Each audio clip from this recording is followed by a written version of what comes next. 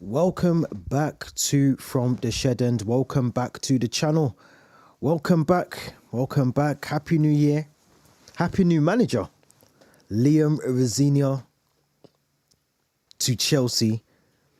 We're not at the here we go stage just yet, but the here we go is about to happen I reckon within the next 10 hours or so. I reckon by the end of this day, today, we're going to have Liam Rosenior confirmed as our manager, as our head coach. There's a lot to get through.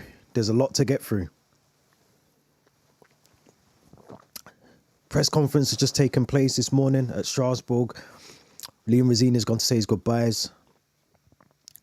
And from what we know, that's it. His time in France in Ligue 1 is done. He wants the job at Chelsea. He wants to be the next, I don't know if you can call it the next big coach, the next big thing at Chelsea.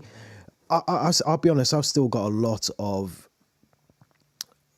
reservations about this. I still think he can't do well at Chelsea, because I think he can. I think he's proven that he's a good manager. He's a good coach. I should say he's a good coach. He's a good coach. My worry is that you're coming into the Lions' den, literally. This is not Hull City, Brighton.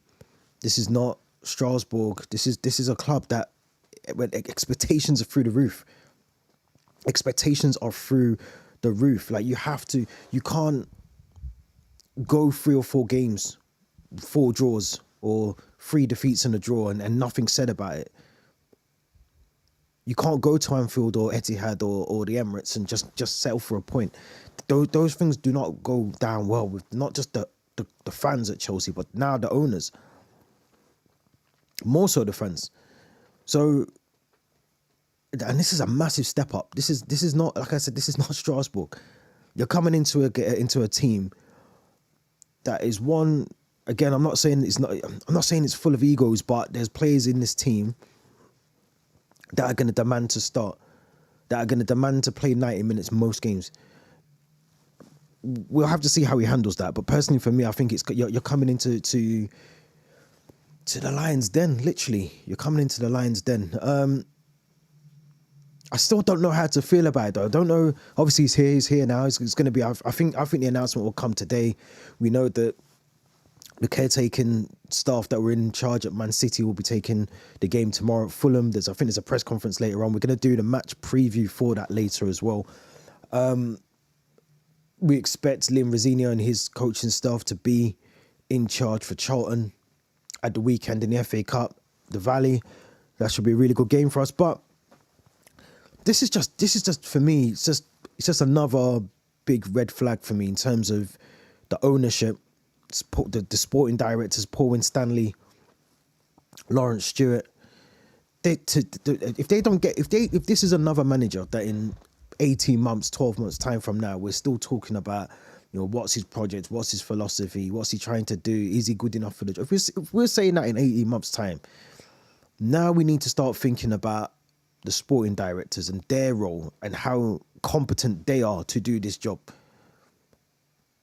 Because we're talking 5th permanent manager under this ownership. The 5th permanent manager under this ownership. And if they don't get it right, if they don't get this one right, and I hope they do. I hope for Liam Rosenior's sake, because they get this right. Because if they don't, and he doesn't, I don't think some fans maybe that don't realise, or maybe neutral fans don't realise, this is a massive job. You're taking on one of the biggest jobs. One of the biggest jobs.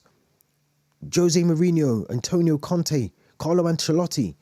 This is one of the biggest jobs in football. Like, whether people want to talk about we're not one of the best, or we've brought our history, whatever, but you're taking on a club that has expectations, and from the fans more so, but you're taking on a club that has the expectations to go and win trophies, Champions Leagues.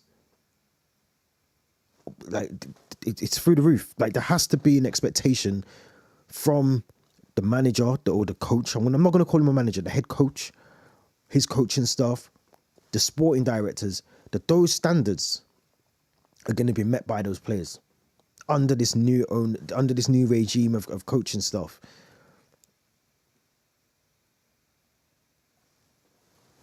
It's interesting.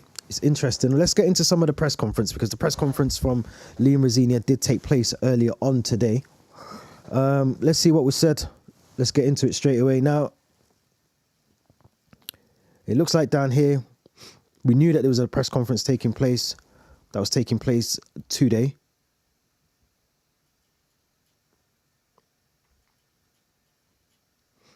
And it does say here, first of all, this has been reported by Ben Jacobs, that Liam Rosenior confirms he is leaving Strasbourg to join Chelsea, and he will be in charge for the Charlton game in the FA Cup on January 10th. Now, he did put some quotes on here as well. Liam Rosenior saying it's unbelievable opportunity at an incredible club, the world champions, and one I just couldn't turn down. And I can go home and see my kids. I have made a sacrifice being away from them.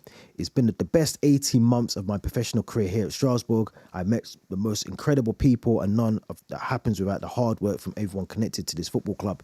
It's not just Chelsea. I've had interest from other Champions League clubs, but this opportunity I cannot turn down. He also went on to say that I haven't signed yet.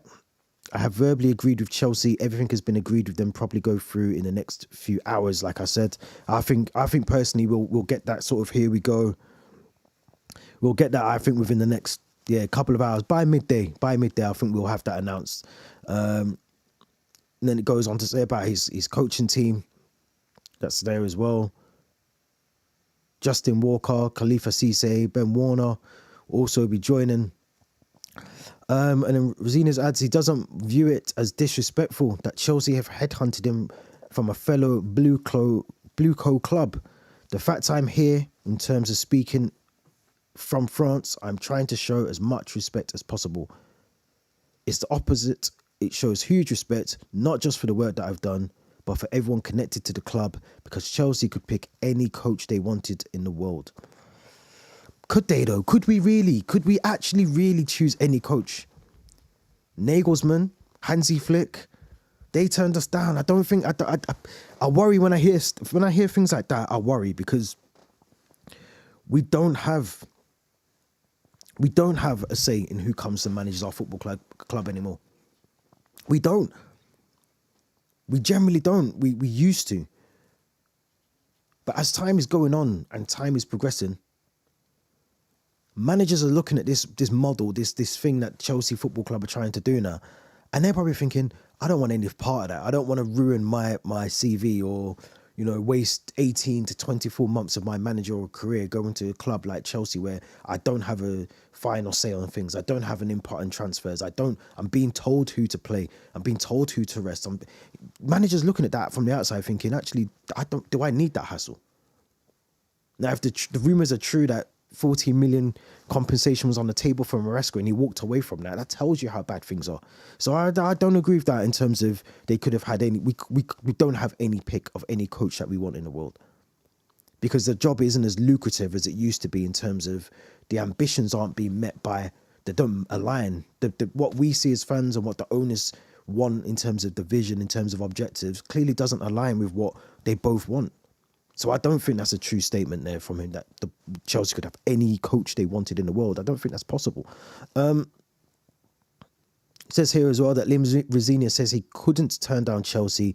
In football, there are levels. Strasbourg is not as big a level as Chelsea, is not on the same level. There are certain clubs you can't turn down. I hope fans understand that their manager has been identified as one to be coach of the world champions, and I hope they can see how difficult it was for me to leave this club. So yeah, here we go. There we have it. Rosenior to Chelsea in the next couple of hours.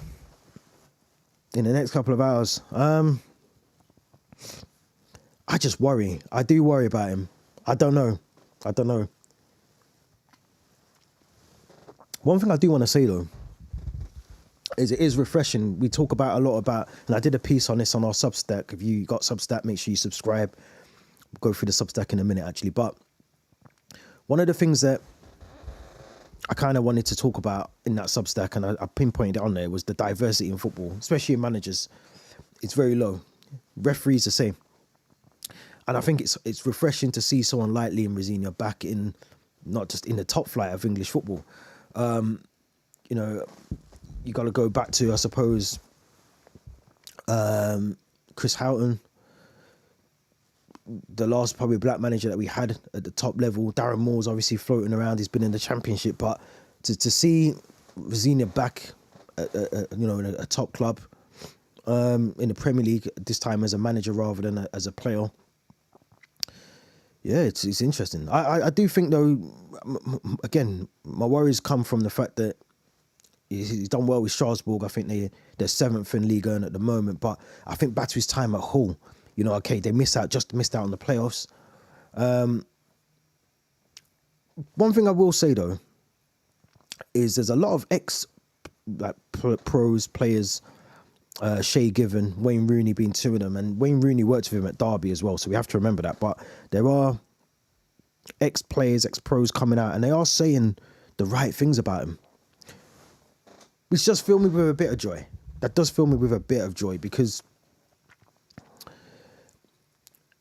obviously Rooney worked with him at Derby, and I think he done well at Derby as well in terms of what he tried to achieve there. Same for Hull. I think they just missed out on the playoffs, but I just want him to come in and bring his ideas tactically. And even against Man City, we got to see the difference from McFarlane, what he wanted from this team against City, and how he changed things just subtly. You don't need to come in and rip everything away, because I think Maresca done very good things in terms of the way that he got our team playing, and I don't think he needs to rip up that altogether. I think we know that Rosenior loves to play the 4-2-3-1 still. It's slightly different, which we'll talk about in a minute, but he also likes to play with wing backs, so he has adapted a 3-4-3 as well at times. So I like that about him. I like that he's got, he doesn't just roll out the same 4-2-3-1, play exactly the same way against every single opponent, which I feel sometimes Maresca did do that. We could be playing Charlton, or we could be playing Liverpool, and it'd be the same tactics. And I think sometimes you can't set your team up to play, and I've said it on here before, you can't set your team up to play exactly the same way in every single game, because you're going to get turned over, and it's just rinse and repeat. And when you do a rinse and repeat, it's so easy to play against us, which is why I think teams either sat back and we had to try and break them down, or they just attacked us and we couldn't cope physically in terms of the game, in terms of the attacking intent from the opposition. So I'm liking that from what I'm hearing about Rosenior, that he likes to play tactically different in terms of who he's up against. I like that. But let me take you to the Substack, because the Substack that I wrote yesterday, the article, let's get the Substack up, because it does go into a bit of the tactical understanding from Rosenior, what he wants us to do, what we need to see from him as well. So like I said, if you're on Substack, we've got our Substack up and running now, so we're going to be doing a lot more articles on here, doing our own sort of view on things as Chelsea fans. Myself and Theo will be doing that throughout the season, or the remainder of the season. But I wanted to just touch on a couple of things here, because obviously he does play, you'll see here, 4-2-3-1. He has played 4-3-3 most times as well, but he does also adapt a 3-4-3, or 3-2-5, if you want to call it that, with the two wingers pressing really high, the wing backs pressing really high up the pitch. But one thing I do want to point out here, and again, tactically, we'll talk about this a bit more in a minute, but I worry about Sanchez, because when I watched a lot of the Strasbourg highlights recently over the last 4 or 5 days, couple of things. The goalkeeper is added. He's an added part of that centre back, the partnership at the back. He's part of that. He's going to have to be able to pass that ball out from the back. And let's be honest, Sanchez has improved a lot this season.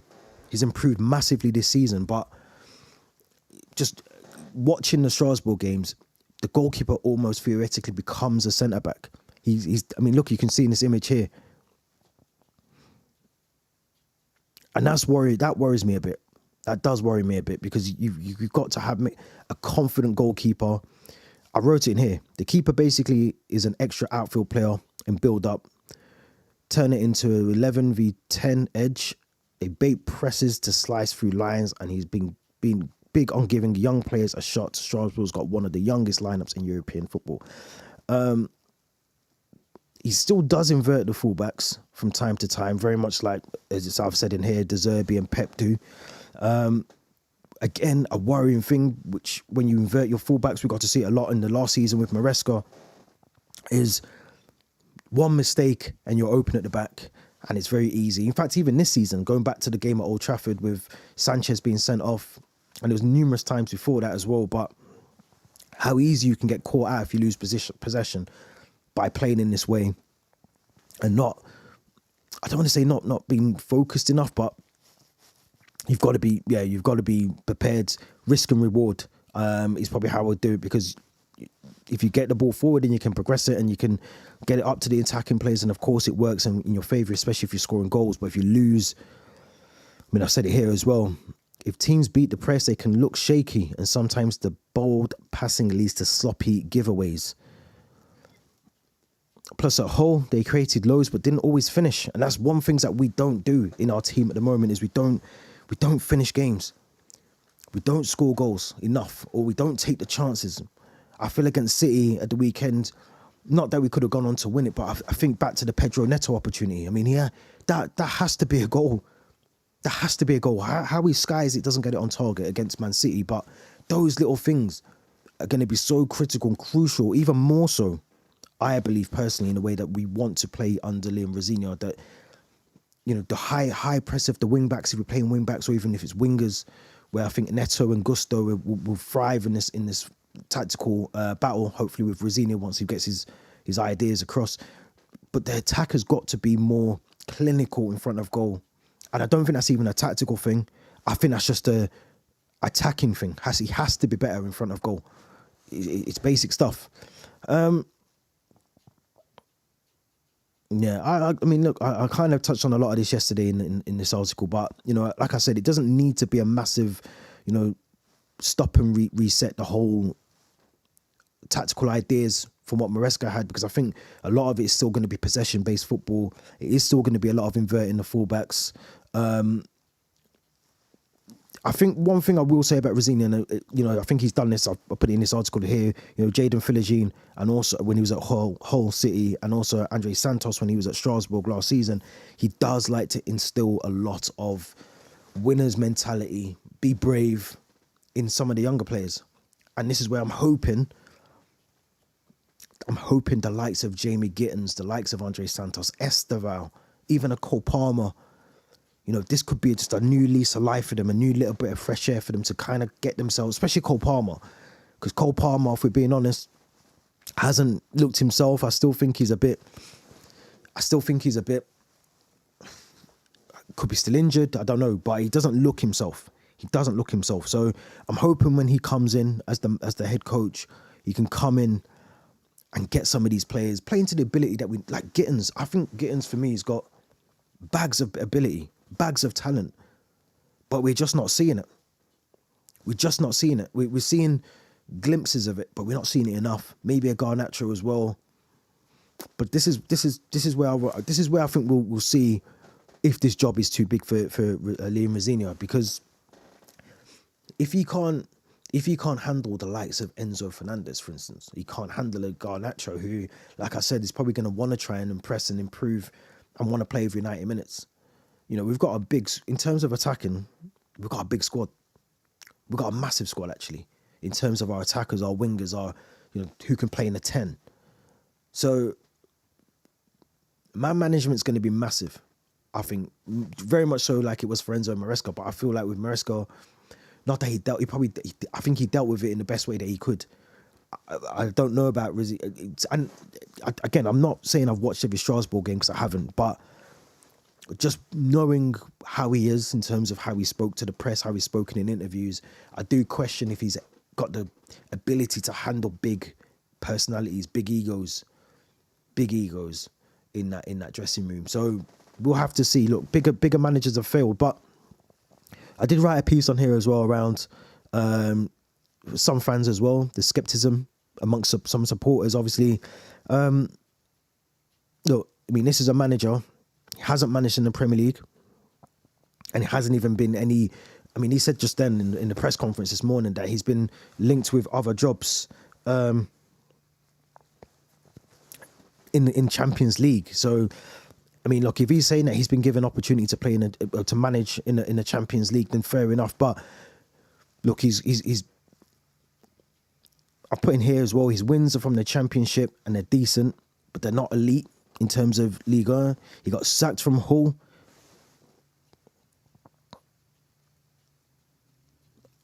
And look, I feel like these, I was going to call them wankers. In fact, they are wankers. It's not even 10 a.m., but they're wankers. I feel like, and I don't mean the fans, I mean Clear Lake and BlueCo. I feel like they've gone for the easy option here.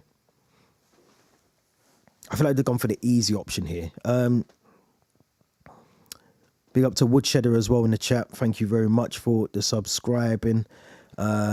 And yeah, up the Chelsea 100%. Let us know what you think in the chat about Liam Rosenior. Looks like the announcement will be today at some point from Chelsea. But the merry-go-round continues. And I feel, I mean, look, there's a protest, I think, taking place in a couple of weeks at Stamford Bridge. The next home game, I think. Look, fans are not happy with BlueCo. Clear Lake. There's no happiness. Now, this has to work.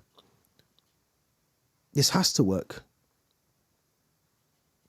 I put in here in this article, a lot of people are calling it a safe internal pick from BlueCo, more about keeping things in-house than going for a big name proven winner. Now, there are managers out there. There's managers out there that we could try and entice away from other clubs, or even managers that are out of jobs right now that we could have gone to.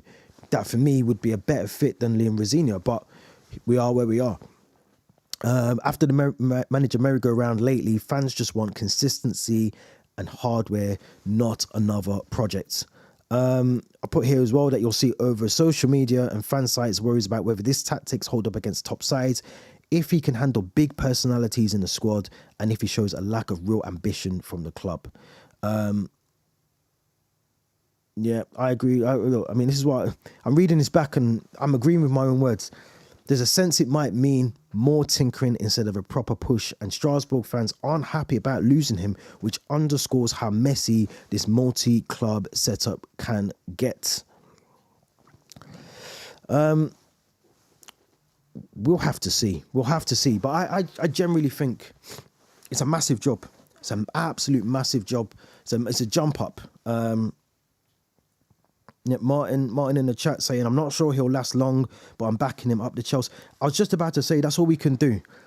I'm part of the skepticism fans of Chelsea at the moment, but I think I'm well within my rights to be. We've gone from, again, I've said it before, we've gone from Jose Mourinho, Ancelotti, Gus Hiddink, you can throw him in there as well. We've gone from managers that are proven winners. They've gone on to win things for us. And then under this new ownership, or this ownership now, we've gone to Potter, didn't work. Pochettino didn't work. Lampard came in as interim and gave a very clear and honest assessment of how the club needs to improve on and off the field. It doesn't look like that's ever been listened to. Then we've gone from Lampard, we went to Enzo Maresca as well. That hasn't worked. And I just feel, I mean, Liam Rosenior knows, obviously, Joe Shields. He'll know some of the other, the sporting directors. I'm sure he'll have a good relationship with them. If you remember back, I think it was in October, might have been October, November. If you remember, Egbali was over watching a Strasbourg game with Levi Colwell. It was so random. He was just in the tunnel with Levi Colwell. It was such a random thing. But obviously, this has been an ongoing discussion for some time. This was something that Liam Rosenior was always going to become the Chelsea manager, whoever left, at what time Maresca left, whether it was now or in the summer or the summer after. I think this has been an internal, ongoing thing for the club, and I do think it's unfortunate, because I generally think Maresca, not to say he was getting things right all the time, but you could see something was working with this team. I I do think he was very one-dimensional, and I think that was the stubbornness from him. I think he was very stubborn in his ways, Maresca, that he just didn't want to adapt, or he didn't want to tweak too much. But then I always have to question now, from what I'm hearing in The Athletic and from David Ornstein, was it all Maresca? Was it actually Maresca being told you've got to play certain players to increase their profile? That's the worry, because if that's the case, is this why they brought in Liam Rosenior? Because they know that he's going to be a yes man. He's happy to be the yes man. He's happy to come in and just, do the best he can as a head coach, but take the advice from upstairs. Has he got the balls to say to some of these decisions that the owners are trying to make for him and say, actually, no, I'm the head coach. I'm going to make this choice. That's my decision to play whoever, or to take off whoever. Or I'll go and speak to the medical staff and I'll tell them and we'll have that discussion as the head coach. But if it's a case of interference from upstairs, then this could get very messy very, very quickly. That is the worry for me. Don't forget, if you're here, smash the likes, get involved in the chat. Let me know what you think. Liam Rosenior looks like he's going to be the head coach. The announcement looks like it's going to happen today. I keep checking my phone just in case. You never know. Let me know what you think. Let's talk tactically. Let's talk tactically about potentially what we may see from Liam Rosenior, how he likes to set up his teams, and what we will potentially see from him. Now, this is just the last team that we had out, so please ignore the lineup as it is. I'm sure, we won't see Badia, Shale and Chalobah, hopefully, for very much longer. But as I was saying before, this is what he would normally set up as. Now, the thing that I think we'll see a lot more of with this team is exactly what I was saying in the article, is that I think we'll see almost like a box here. So I think it'll be the two boxes here. We'll see Achiempong, obviously, is as it is for now, drop in. And I think what you'll find, which we didn't really see much of, but we'll see the wingers. Now, if this is going to be, I think, for the 4-2-3-1, but this will also be, I think, for the two other formations, if it's a 4-3-3, 4-3-3 or a 3-5-2 as well. Now, you're going to have your box here. And this is what I was saying about, obviously, we've got Jurgensen in goal in this instant, but you're going to see Jurgensen here. And then what you'll see is you've got your box here. Whoops.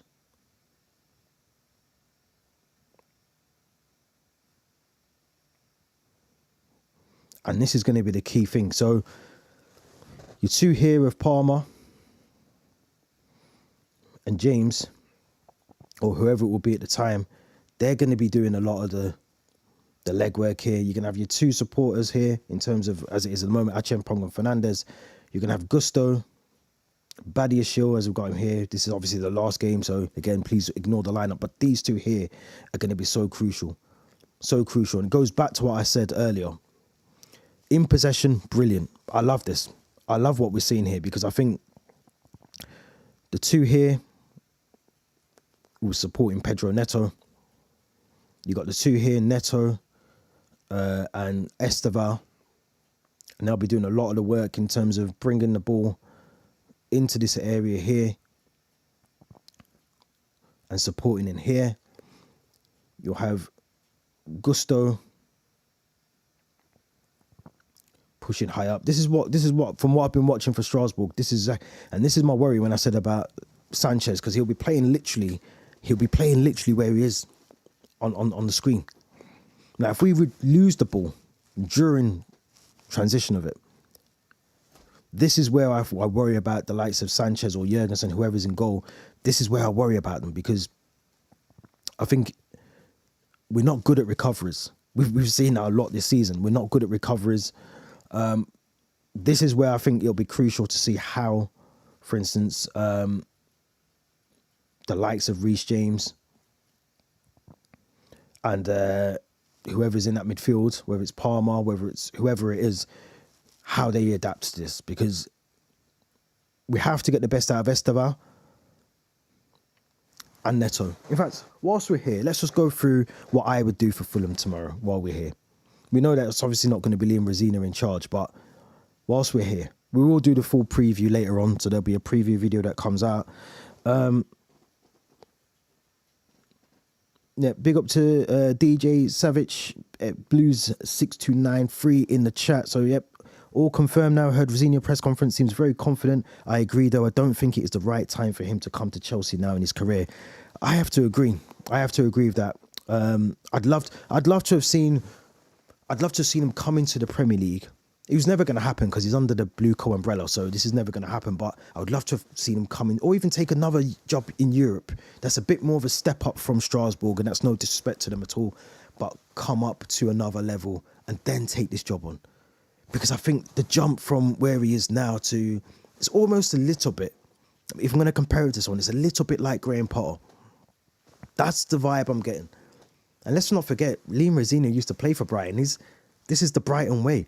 But it reminds me a little bit of that managerial jump up from, and maybe it's even better because he's had experience playing in European football competitions, Liam Rosenior with Strasbourg. But I feel like this is one of those where it honestly could go one of two ways, and I hope it goes in a positive direction. But there's a massive part of me that thinks that this will end very sour very, very quickly, and we could be sat here maybe even before the World Cup, who knows, or just a couple of games into the new start of the new season, and we're doing exactly this again, where we're talking about who's going to be our manager and how we're going to be doing our things tactically. But let's go back to the game tomorrow, Fulham. This is what I would play tomorrow. I think I was impressed with Achiampong. I think I'd keep him in the team. I mean, look, we've got a game against Charlton on the weekend, so I do think there'll be rest. I'll be honest, I don't see much change. Do I see Badiashile? I wasn't keen on Badiashile, I'll be honest. I'd like to see Fofana come back in for this one. We know that Cucurella is in training with Dario Asugo. There was pictures of them yesterday in training. But I think I'd stick with Gusto. I don't think McFarlane's going to change much. I really don't. I think it will be Enzo Fernandez and James, potentially. Do you then, obviously, Caicedo, I think, will have served his ban, so he'll be back. The only thing I would change is I would put Delap in, because I was impressed with Liam Delap. I mean, that's my initial thoughts for tomorrow's game against Fulham. That's just my initial thoughts. I want to hear, obviously, the press conference, I think, is later on today, but that's my initial thoughts. I don't think McFarlane's going to change too much, because I think against Man City, played very, very well. I was impressed with Achiampong, brilliant runner with the ball. I mean, he loves to get into these spaces here. One thing I did notice, though, in our game, and again, I can't remember, I think it was more so in the second half, but Reece James was almost occupying this role here a lot more. He almost became a 5 at the back at times. But Reece James was in the midfield, but then he'd drop into this part of the midfield, into the defence here. Cole Palmer was almost shifting back into this role here. I mean, and then obviously Gusto came over if you remember, for the goal, he came over, I think when the subs were made, he came over to the right-hand side and was brilliant, setting up the goal for Enzo Fernandez. But is this a game where you play Moises Caicedo? Do you play him? Do you give him the FA Cup game to get back into the rhythm of things? It is Fulham. It's a massive game for us. We need the points. So, but that's my initial thoughts on the game. But back to Liam Rosenior. Yeah, it's gonna be tricky for him, because he knows some of the players. He knows Liam Delap already. I think from his time at Hull, I think he'll have played for him, so he understands how he's gonna play. But he's got a good squad to work with. He's got a very good squad to work with. He really has. Achiampong, I think I can see a player like him thriving under Liam Rosenior. Esteval. It'd be interesting, because obviously Maresca wanted Esteval to play more on the right.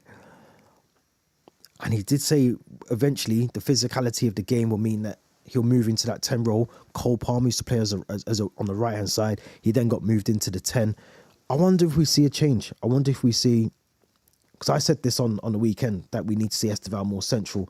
I honestly wouldn't actually play Cole Palmer, if I'm being 110% honest. As much as I think he's needed. He only needs one moment in a game. I'll be honest, I think he's not fully fit.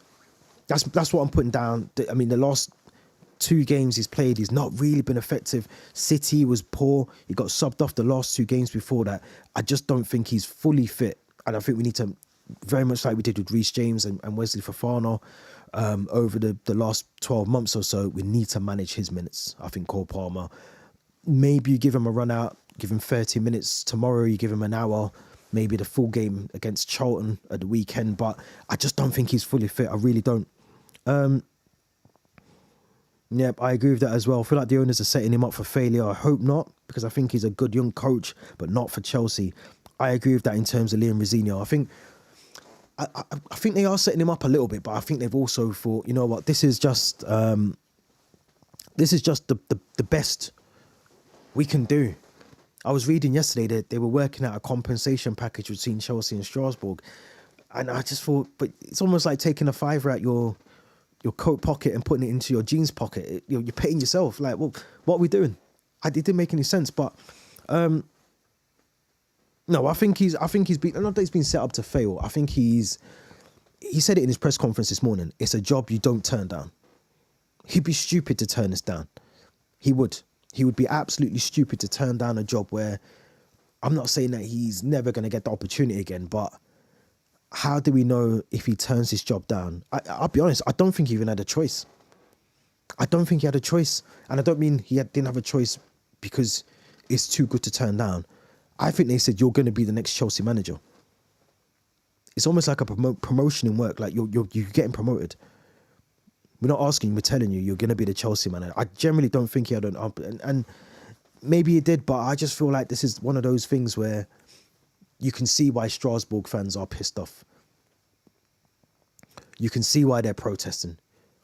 You can see why their club is in turmoil and the fans are against the president and BlueCo and everything else, because they are literally just there to nurture the players that we want back in, 12 to 18 months when we've sent them on loan there.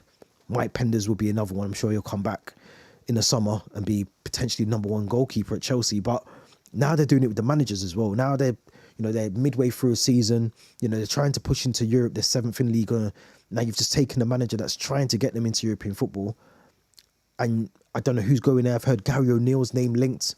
I've heard a couple of managers from the MLS linked with the job. So it just I can see why they're a bit pissed off in France. I think they've got every right to be. I think, if it was the other way around and I don't know, we had Enzo Maresca, and Enzo Maresca was flying high with us, or he was doing what he's doing with us, and then Strasbourg just come in and say, actually, we're going to take Enzo Maresca and we're going to take all your players. We're going to, you can use them for loans, but then we want them back in 12 months. It kind of feels a bit like they're just there to almost like a stopgap.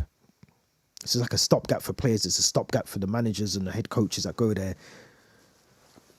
But look, this is Chelsea Football Club. This is Chelsea Football Club. We have to be positive. We have to remain positive. I think even if you're not happy with disappointment, even if you think disappointment is probably not the best appointment, this is not your first choice manager or whatever. Or this is a point where you have to just believe that he's going to do well at the club. Because I think the only manager that I think I've really been against under BlueCo was Graham Potter. I wasn't that concerned about Enzo Maresca. I didn't think Enzo Maresca, I mean, he had one job at Leicester, got them promoted just about. Pochettino, and although he was ex-Tottenham, I knew that he had the ideas to try and get us into finals, or try and get us up the table, try and push higher up the table. But yeah, I don't know about this one. I feel like this is a little bit 50-50. Toss the coin, see what happens. I just don't know. I just don't know where we go from here. Yeah, he also knows Santos as well. That's the key thing, isn't it? I think he knows, obviously, how to get the best out of young players. There's a lot of young players at Strasbourg. He knows how to get the best out of them. We've got to remember as well, Omega is currently, I mean, I know he's injured, but he's been at Strasbourg. He's been doing really well under Liam Rosenior. So I think and Mike Penders will come back. I'm trying to think who else is on loan there. Is it Kendry Paez? There's someone else. There's someone else there that's on loan. But he knows them. They know him. So maybe that's another selling point. Maybe that's one of the other reasons why the owners wanted to go and get him, because theoretically there's players in Strasbourg at the moment, and we're talking about Mike Penders, who's playing really well over there. Hopefully we don't sell him. We can keep him. And then you've got, as you said, Kendry Paez, Andre Santos has been over there. So there are players over there that will benefit from when they come back from that loan into Chelsea. They'll know the manager already. So you're not starting from zero. You're already aware of what he wants from you. Yeah, we'll have to see. But I'm hoping the announcement comes out very soon. As I said, I've been checking my phone throughout the stream. Nothing seems to have come through yet. Let's see if there's anything on there now. But yeah, I'd love it to be. I'd love the announcement to happen today. I think it will.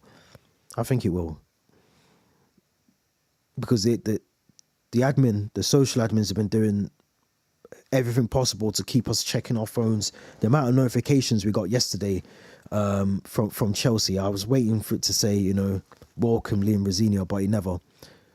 But yeah, no news yet. No news at all. We'll have to see. We will be doing another live as well this afternoon.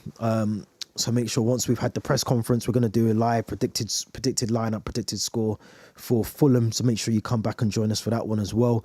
Make sure you leave your thoughts in the comment section around Liam Rosenior. Looks like he's going to be announced today at some point as the new head coach of Chelsea. Hit the smash the likes. Linktree link is in the description. As I said, we're going to put the Substack now. If you're into articles, if you like The Athletic and all those kind of things, don't forget the Substack is here now. We've got our Substack open. So there'll be a lot more articles coming from us. So make sure you head over to Substack, search From the Shed End, and then our articles will come up. We've got a couple on there so far at the moment. Make sure you head over. 2 subscribers is not good. We need more than that, 100%. But we've got a couple of things that we put on before Christmas. We're going to be writing a lot more this half of the season, so make sure you get involved in that as well. Until then, let's see what happens today. We'll be back later on